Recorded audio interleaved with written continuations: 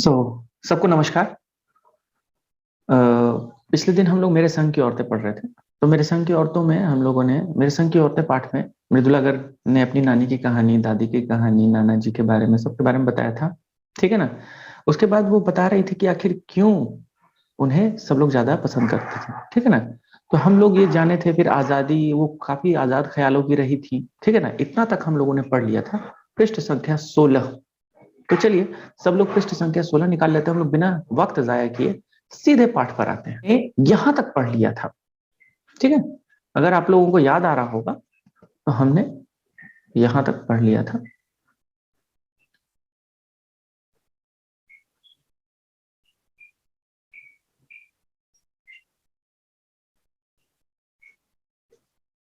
चलिए, कोई परेशानी नहीं, जो है वही।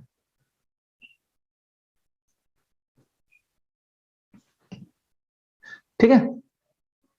तो हम लोगों ने यहां तक देख लिया था कि वो ऐसा नहीं है कि ठोस काम का मतलब था कि वो ठोस काम नहीं करती थी। ठोस माने ठोस कार्य नहीं करती थी, इसका मतलब ये था ना कि ठोस कार्यों में उनसे नहीं पूछा जाता था। यानी घर के जितने महत्वपूर्ण फैसले होते थे वो उनसे ही ली जाती थी। ठीक है ना। यहाँ पर देखिए, वो कहा गया है कि माँ को आजादी का जुनून कम था। ऐसा नहीं है, वह भरपूर था और अपने तरीके से वे उसे भरपूर निभाती रही थी। जाहिर है कि जब जुनून आजादी का हो तो उसे निभाना भी आजादी से चाहिए, जिस चीज से पूछकर, उसके तरीके से नहीं, बल्कि खुद अपने तरीके से। तो चलिए, अब हम लोग यहां से शुरू करते हैं। हमने अपनी माँ को कभी भारतीय माँ जैसा नहीं पाया। ये बहुत ही अजीब बात है, वो भी उस दौर में जब भारत आजाद भी नहीं हुआ था। और आज भी हमें यही सिखाया जाता है कि भाई देखो, लड़की हो ना तो अच्छे से रहो, लिहाज में रहो, बाहर ज्यादा मत निकलो, घर का काम काज करो। ठीक है ना। हमेशा यही समझाया जाता है, आगे चल के बच्चे संभालने पड़ेंगे।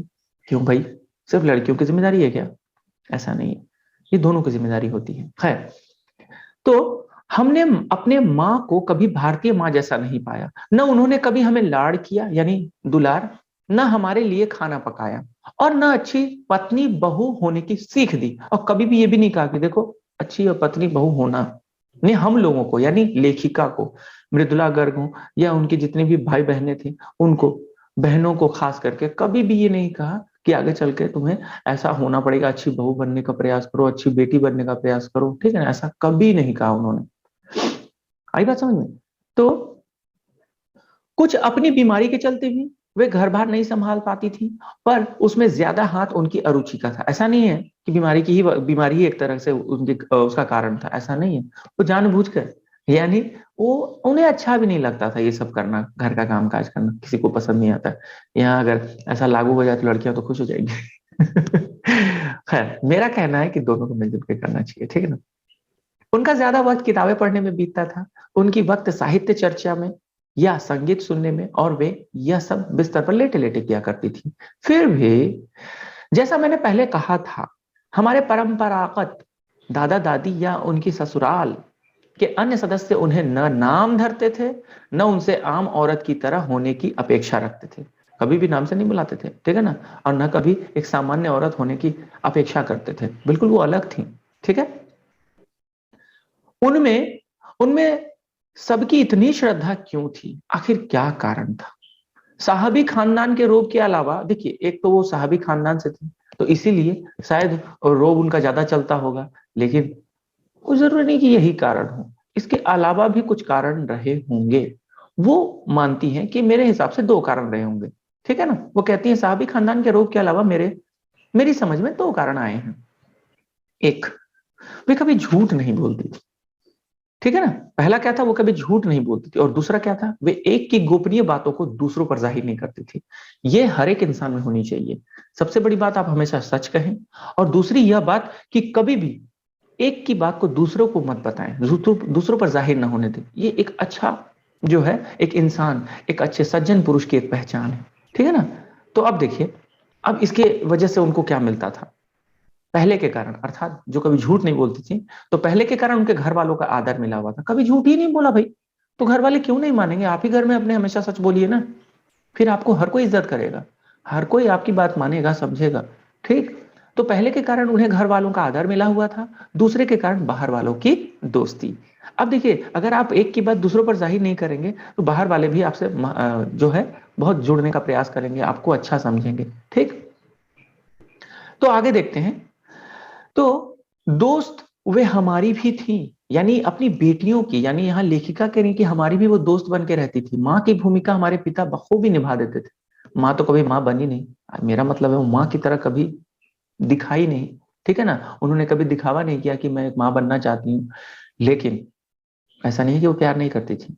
और वहीं दूसरी ओर पिताजी जो थे वो बिल्कुल माँ की जगह, यानी काफी दुलार ममत्व की जो भावना है वो माँ पिताजी से ज्यादा मिलती थी इन बहनों को, या लेखिका और उनके बाकी के संगी साथियों को, या खास करके कहें तो परिवार के अन्य बच्चों को। ठीक है ना, बचपन में भी हमारे घर में किसी की चिट्ठी आने पर कोई उससे यह नहीं पूछता था कि उसमें क्या लिखा है। किसी की भी चिट्ठी आती थी, आपके घर में आ जाएगा तो देखिएगा क्या होता है।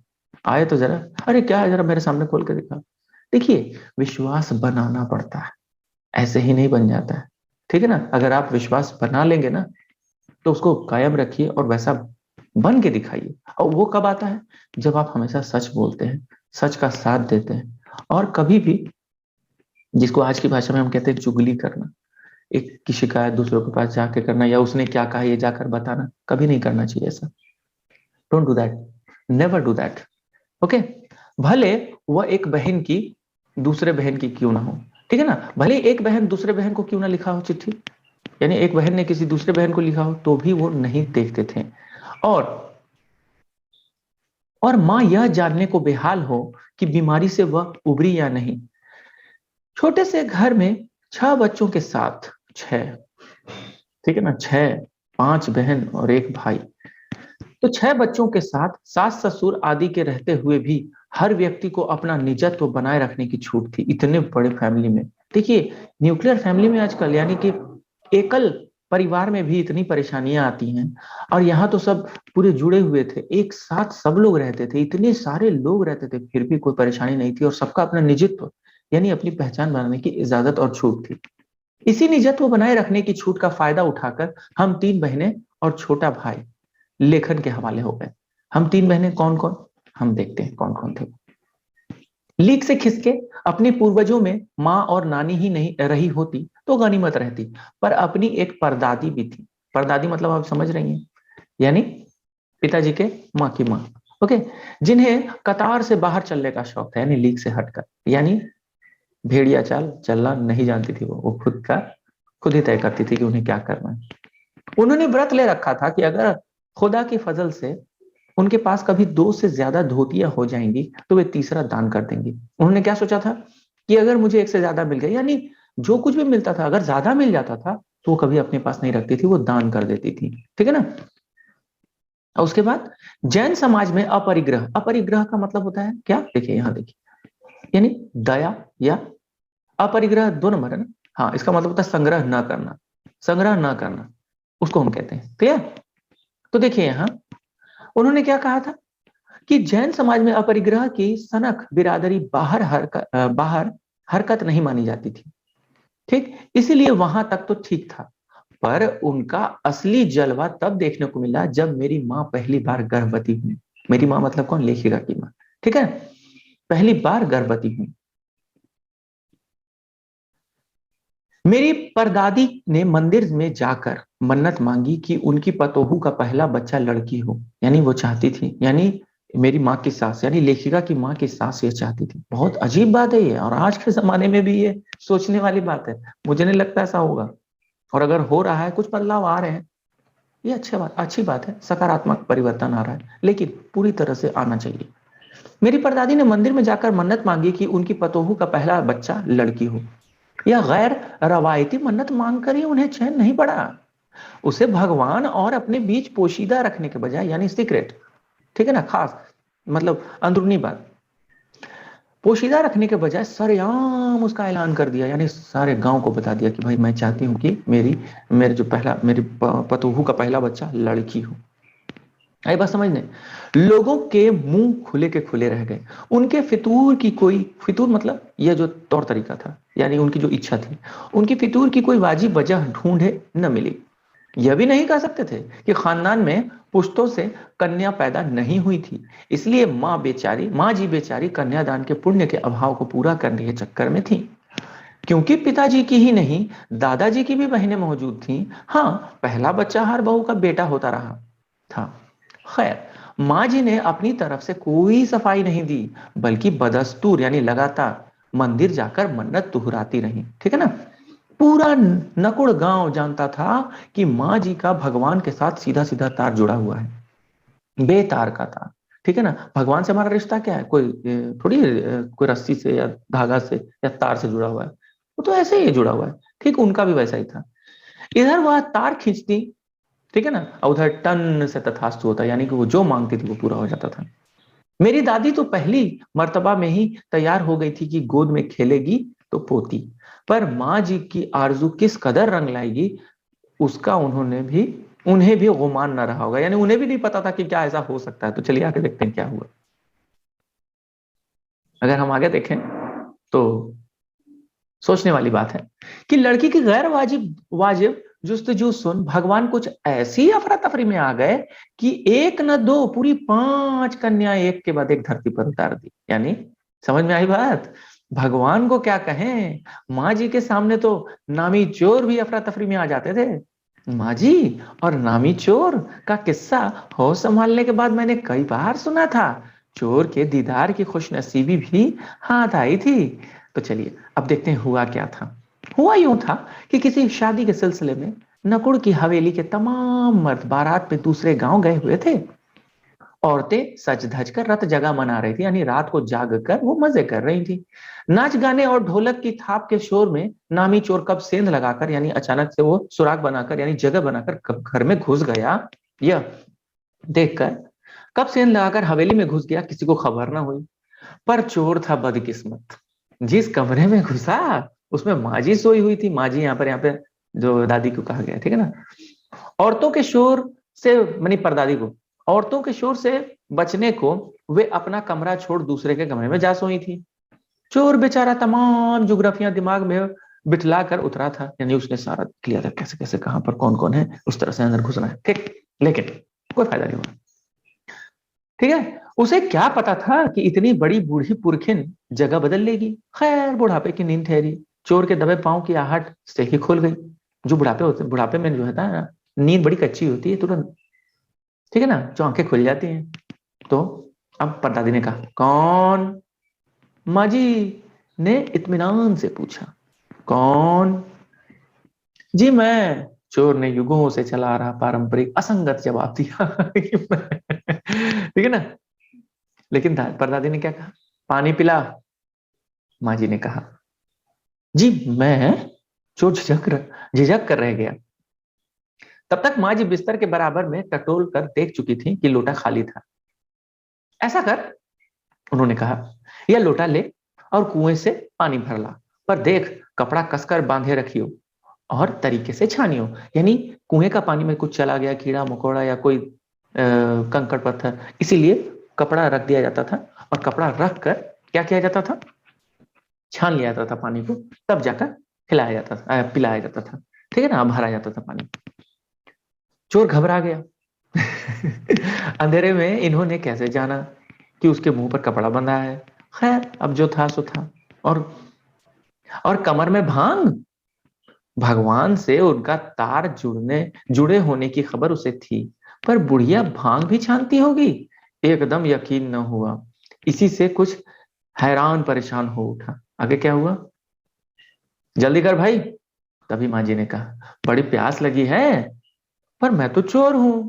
मारे घबराहट और धर्म संकट के चोर सच कह गया। लेकिन आगे क्या हुआ जरा देखिएगा, मजेदार है। हुआ करे, हाँ तो है, मुझे क्या फर्क पड़ता है। माँ जी ने कहा, प्यासे को पानी तो पिला। पर देख, मेरा धर्म न बिगाड़ियो। लोटे के मुंह से कपड़ा न हटाइयो, हाथ रगड़ कर धो लीजियो और पानी कपड़े से छान कर भरियो।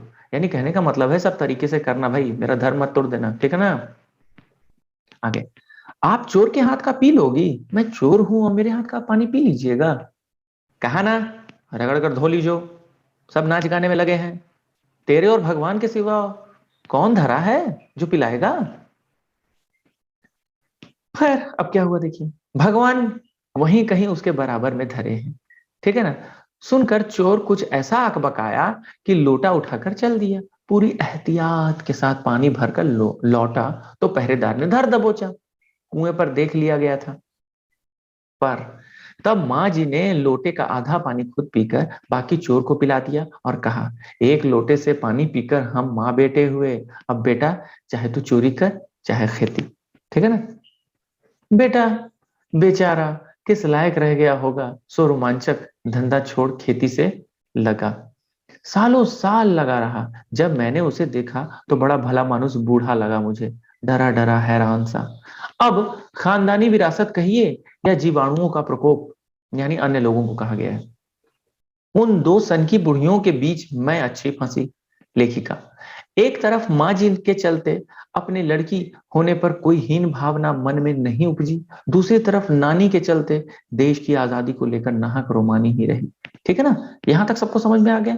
एक मिनट, मैं यहां तक सब कुछ समझ में आ गया तो आप एक बार मुझे हामी भर दीजिए, या फिर अगर कोई प्रश्न है तो कर लीजिए, नहीं तो फिर मैं आगे बढ़ूंगा। आप अनम्यूट होकर बता सकते हैं। यस सर, समझ में आ गया। सबको समझ में आ गया, तो चलिए फिर आगे बढ़ते हैं। Yes sir. Thank you. Yes sir. Okay, so let's move to the next page. तो चलिए आगे बढ़ते हैं। 15 अगस्त 1947 को जब देश को आजादी मिली, या कहना चाहिए जब आजादी पाने का जश्न मनाया गया, तो दुर्योग से मैं बीमार थी। कौन कह रहा है? लेखिका। उन दिनों टाइफाइड खासा जानलेवा रोग माना जाता था। आई बात समझ में? इसलिए मेरे तमाम रोने धोने के बावजूद डॉक्टर ने मुझे इंडिया गेट जाकर जश्न में शिरकत करने की इजाजत नहीं दी। क्योंकि डॉक्टर अपने नाना के परम मित्र थे, यानी इनके नाना जो थे उनके परम मित्र थे, और ये जो परम मित्र है उनको उनको बहुत परम मित्र मानते थे। इसलिए भाई उन्होंने अगर कह दिया, यानी नाना जी भी डॉक्टर साहब को बहुत परम मित्र मानते थे, तो भाई अगर डॉक्टर साहब ने कह दिया मतलब नहीं जाना है तो नहीं जाना है। तो नाना के परम मित्र उनसे ज्यादा नाना से, इसलिए चूंकि डॉक्टर अपने नाना के परम मित्र और उनसे ज्यादा नाना थे, इसीलिए हमारे पिताजी जो बात बात पर सत्ताधारियों से लड़ते भिड़ते फिरते थे, चुप्पी साध गए। भाई डॉक्टर साहब ने कह दिया, मैं कुछ नहीं कर सकता, सुन लो, तुमको यही ना ऐसा समझ। खैर, क्या कोई बच्चा इकलौती गुड़िया के टूट जाने पर रोया होगा?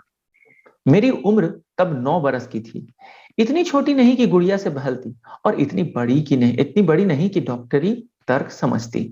तंग आकर पिताजी मुझे ब्रदर्स कारामजोग उपन्यास पकड़ा गए। किताबें पढ़ने का मुझे मिराक था, यानी लत। जब कुछ देर बाद मैंने देखा कि पिताजी को छोड़कर घर के बाकी सब प्राणी पलायन कर चुके थे, और पिताजी दूसरे कमरे में बैठे अपनी किताब पढ़ रहे थे, तो रोना धोना छोड़कर मैं भी किताब खोल के बैठ गई, यानी किताब खोल ली। एक बार शुरू कर लेने पर उसने मुझे इतनी मोहलत नहीं दी, मोहलत माने इजाजत नहीं दी, कि दोबारा रोना शुरू करूं या कोई और काम पकड़ूं। उस वक्त ब्रदर्स कारामजो मुझे देने में क्या तुक थी, तब मेरी समझ में नहीं आया। किताब कितनी समझ में आई वह अब तक नहीं जानती, क्योंकि उसके बाद इतनी बार पढ़ी कि सारे पाठ आपस में गड्ढमड्ढ हो गए, यानी गड़बड़ा गए।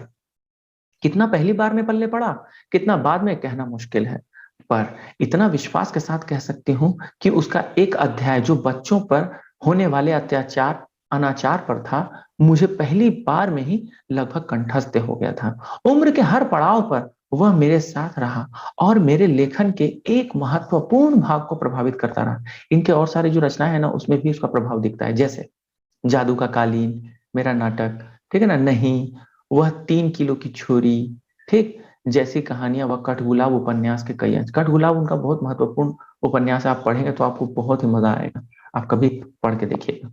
चलिए सीधे हम लोग आगे बढ़ते हैं।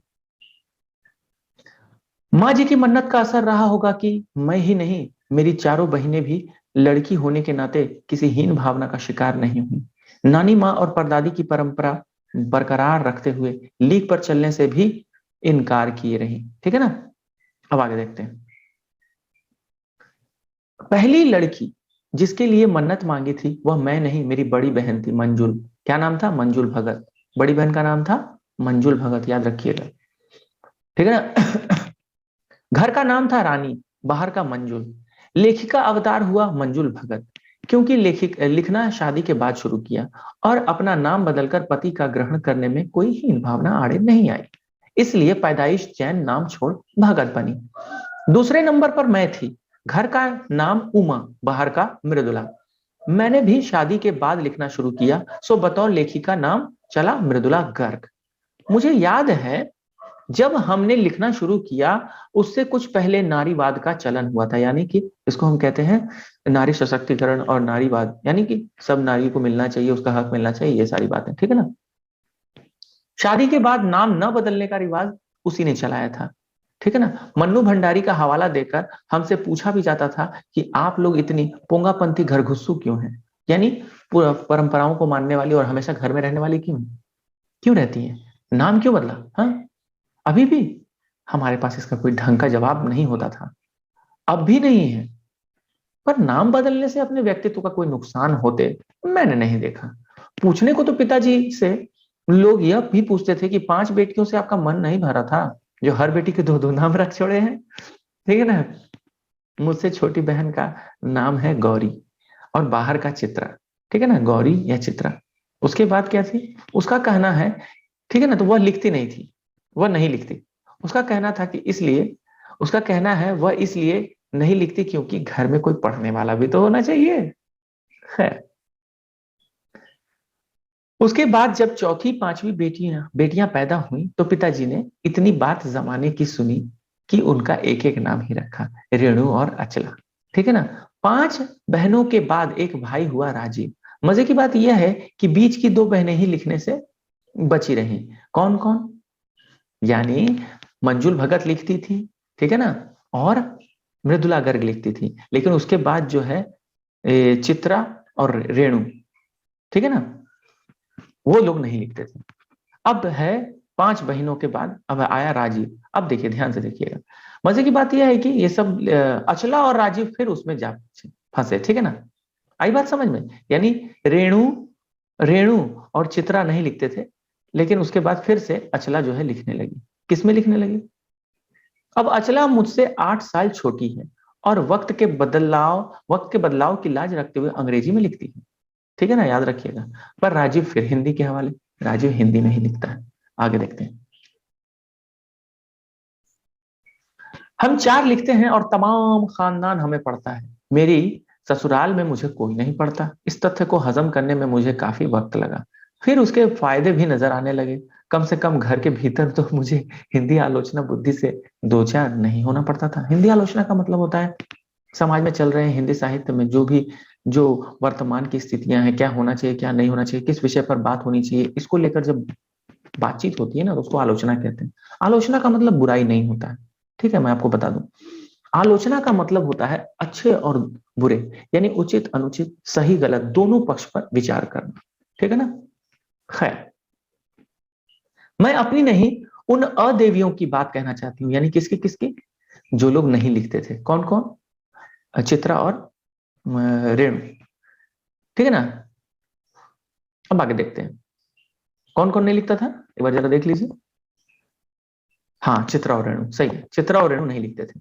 तो अब आगे देखते हैं, तो उन अदेवियों के बारे में जरा बात मान लेते हैं, देखते हैं भाई। जो अब है, मैं अपनी नहीं उन अदेवियों की बात कहना चाहती हूँ जो परदादी की मन्नत के नतीजतन धरती पर आई और लेखक नहीं बनी।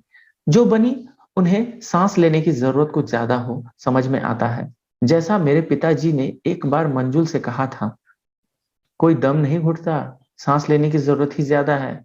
पर यहाँ तो हम शेर तो गैर लेखिका बहने सवा से, यानी हम तो अपने आप को बड़ा समझते थे, लेकिन ये जो दोनों नहीं लिखते थे ना, रेणु और चित्रा और रेणु, ये लोग भी कम नहीं थे, ठीक है ना।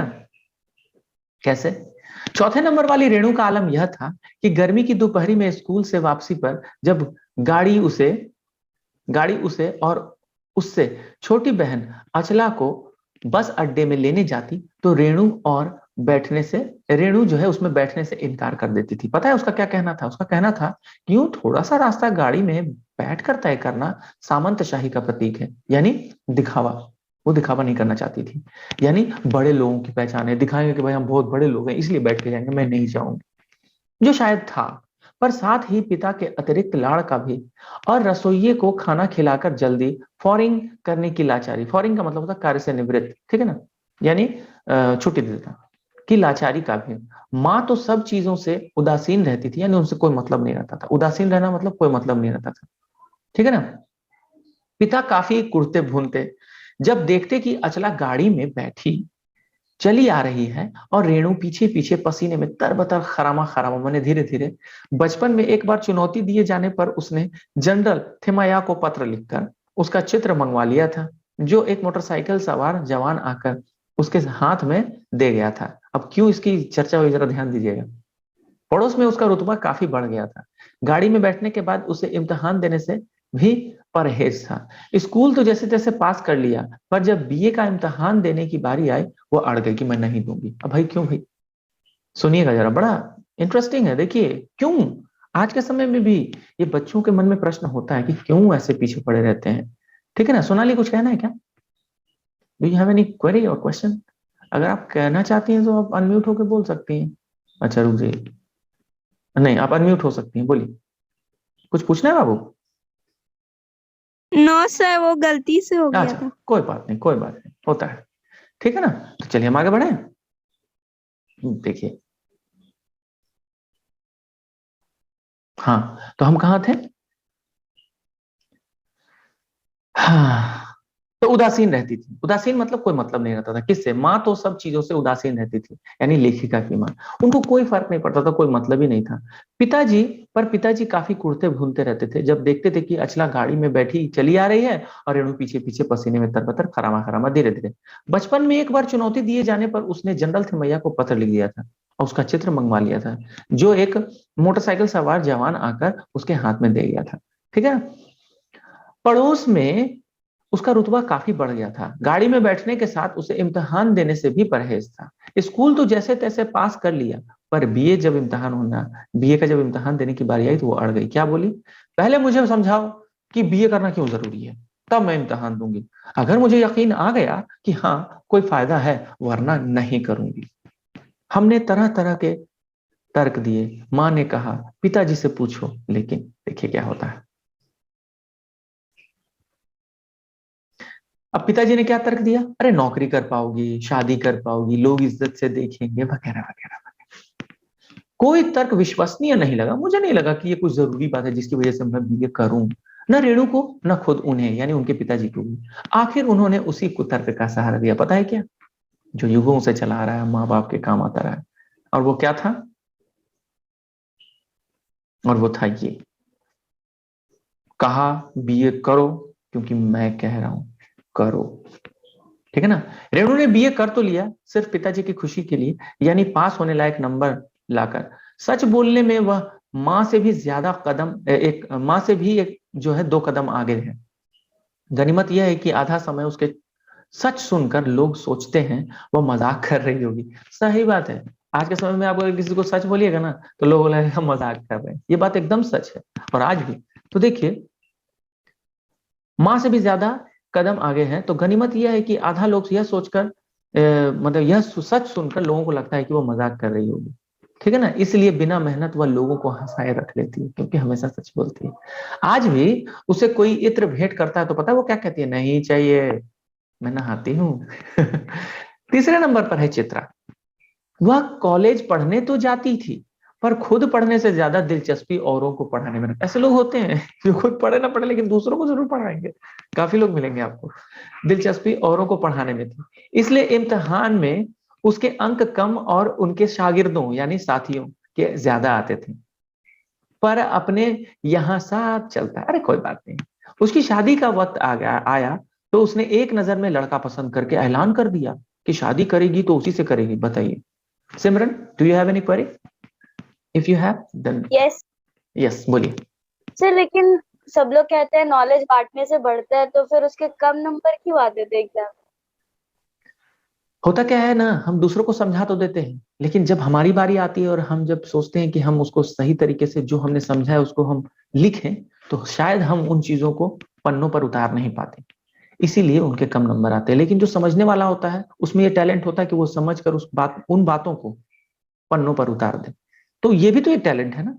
मैं अगर मान लीजिए आप अगर समझदार हैं या मैं ही समझदार, जो भी है, आप लोगों में से सब लोग समझदार हैं, तो अगर मैंने कुछ समझाया लेकिन आपने कितना समझा ये तो कब पता चलेगा? एग्जामिनेशन में ना। हो सकता है आप तुरंत अभी बहुत अच्छा समझा दें किसी को, तीसरे को, लेकिन लिखना भी है तो शायद कहीं ना कहीं वो उस तरह से बयां नहीं कर पाती होगी, इसीलिए उसके कम नंबर आते थे। ठीक है ना? और वो रुचि भी तो नहीं लेती थी, होगी, ऐसा भी हो सकता है। भाई बात समझ में, लेकिन दूसरों को समझाने में बड़ा मजा आता था उसको, यस ऐसा सर। होता है। तो वक्त आया तो उसने एक नजर में लड़का पसंद करके ऐलान कर दिया, जरा करके देखिए तो आप ऐसा, फिर पता चलेगा आपको क्या होता है घर में। ठीक है ना? कि शादी करेगी तो उसी से। आप सोचिए, वो लड़का पसंद कर, लड़के को पता भी नहीं है कि एक लड़की मुझे पसंद करती है, वो कह रही है कि मुझे से शादी करेगी, क्या मतलब है? मुश्किल यह थी कि हमारे माँ बाप ही नहीं, खुद लड़का भी उसके निर्णय से वाकिफ नहीं था, लड़के को भी नहीं पता था ना। हाँ ठीक है। उसका कहना था वह जो सोच लेती है करके रहती है। अजीब बात है, अजीब जिद्दी लड़की थी। तो उसकी शादी उसी लड़के से हुई। ताज्जुब वाली बात है। कोई मुश्किल पेश नहीं आई। अब क्यों नहीं आई इसके कारण के पीछे न जाए, जो हुआ हुआ। ठीक है ना? आती क्यों? उसने कहा मैंने पहली मुलाकात में ही उसे बतला दिया था कि मैं जो सोच लेती हूँ होकर रहता है। तो उसने बात आगे खींची ही नहीं, पहली मुलाकात में ही हथियार डाल दिया उस लड़के ने। अच्छा ठीक है भैया, शादी कर लो हमसे।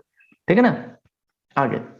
हम में सबसे छोटी बहन अचला काफी दिनों तक कुछ कम खिसकी मालूम। खिसकी मतलब जैसे हम लोगों में सब देख रहे हैं कि सब एकदम पागलपन है, जो सोच लेते हैं वही करते हैं, तो ऐसे लोगों को कहा गया खिसका हुआ। ठीक है ना? तो हम में सबसे छोटी बहन अचला काफी दिनों तक कुछ कम खिसकी मालूम पड़ती रही। पिता का कहा मानकर पहले अर्थशास्त्र किया यानी इकोनॉमिक्स, फिर पत्रकारिता यानी जर्नलिज्म में दाखिला लिया। ढंग से पढ़ाई की, पास हुई, फिर पिता की पसंद से शादी भी कर ली, पर उसके आगे लीक पर नहीं चल पाई।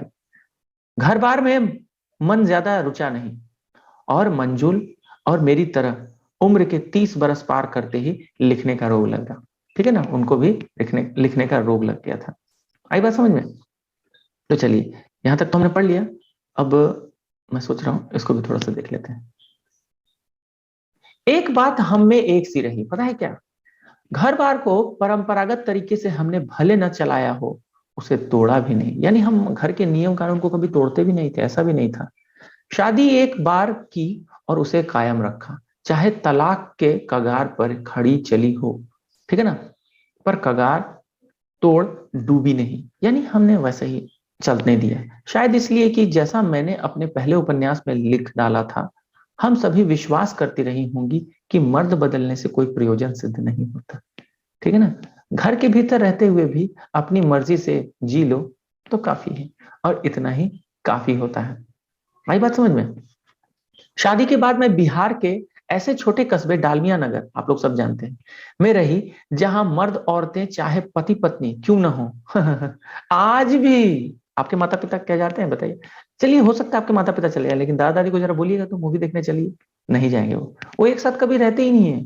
पिक्चर देखने भी जाते तो अलग अलग दड़बों में बैठते थे, यानी अलग अलग जगह पर। मैं दिल्ली से कॉलेज की नौकरी छोड़कर वहां पहुंची थी, और नाटकों में अभिनय करने की शौकीन रही थी। मैंने उसके चलन से हार नहीं मानी। साल भर के भीतर उन्हीं शादीशुदा औरतों को पराये मर्दों के साथ नाटक करने के लिए मैंने मना लिया, सोचिए। ठीक है ना? अगले 4 साल तक हमने कई नाटक किए। अकाल राहत कोष के लिए उन्हीं के माध्यम से पैसा भी इकट्ठा किया। वहां से निकली तो कर्नाटक के और भी छोटे कस्बे बागलकोट में पहुंच गई। तब तक मेरे 2 बच्चे हो चुके थे, यहाँ लेखिका कह रही है। ठीक है ना? जो स्कूल जाने लायक उम्र पर पहुंच रहे थे, पर वहां कोई ढंग का स्कूल नहीं था। ठीक है ना? अब लोगों ने क्या राय दी, उन्होंने क्या सोचा, ये हम अगली कक्षा में जानेंगे। तो यहां तक सबको समझ में आ गया? यहां तक सबको यस समझ में? सर। किस, किसी का यस कोई सर। किसी का कोई प्रश्न है तो आप पूछ नो सकते सर। हैं। नो हर्ष, सर। हर्ष, हर्ष अनम्यूट हो जाइए, पूछिए। सर 2-4 नहीं होना पड़ता, इसका मतलब क्या है? 2-4 मतलब उसकी वजह से लड़ाई नहीं होती, या उसकी वजह से बात आगे नहीं बढ़ती। पूरा वाक्य पढ़िए तो मैं बता देता हूँ। घर के भीतर तो मुझे हिंदी आलोचना बुद्धि से 2-4 नहीं होना पड़ता। यानी उसका सामना नहीं करना पड़ता। ठीक है ना? यानी हिंदी से संबंधित बातें नहीं होती थी, क्योंकि उनके ससुराल में कोई पढ़ता ही नहीं था उनको। अब जो पढ़ेगा उनसे ना बात करेंगे कि आपने जो ये लिखा था ये सही नहीं था, ये लिखा था तो इस पर ये होना चाहिए था। तो ये सारी बातें हिंदी से संबंधित, तो ससुराल वाले पढ़ते ही नहीं थे। इसलिए उनसे दो चार नहीं होना पड़ता था, यानी उससे संबंधित बातें होती ही नहीं थी। और कुछ, और किसी का कोई प्रश्न है